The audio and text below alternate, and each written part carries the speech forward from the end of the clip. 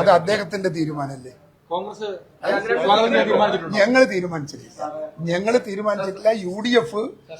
UDF അവരെ എടുക്കണോ എടുക്കണ്ടേ എന്ന കാര്യമൊന്നും നമ്മൾ തീരുമാനിച്ചിട്ടില്ല. പക്ഷേ അദ്ദേഹത്തോട് ഈ ഗവൺമെന്റ് കാണിച്ചത് അങ്ങേയറ്റത്തെ രാഷ്ട്രീയ ചെറ്റത്തരമാണ്. ഒരു കാരണവശാലും ഒരാളോട് MLA അല്ലേ, ബാക്കിയെല്ലാം പോട്ടെ, ഒരു രാഷ്ട്രീയം കോൺഗ്രസ് കമ്മ്യൂണിസ്റ്റ് ലീഗ് വിട്, അദ്ദേഹം ഒരു ജനപ്രതിനിധിയാണ്. ആ ജനപ്രതിനിധിനെ എന്ത് വെച്ചാ അറസ്റ്റ് ചെയ്തത്? എന്തിന്റെ പുറത്താ അറസ്റ്റ് ചെയ്തത്? പറയും.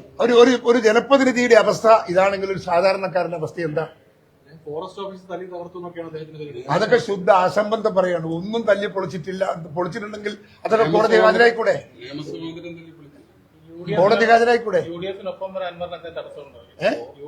അതൊക്കെ ഞാൻ ഒറ്റക്ക് പറയേണ്ടതില്ലല്ലോ. UDF എന്ന് പറഞ്ഞാൽ തന്നെ ഒരു ഗ്രൂപ്പല്ലേ? അതെല്ലാരോടും ചർച്ച ചെയ്യാണ്ടത് നിങ്ങൾക്ക് ഒറ്റക്കൊരു അഭിപ്രായം പറയാൻ പറ്റും.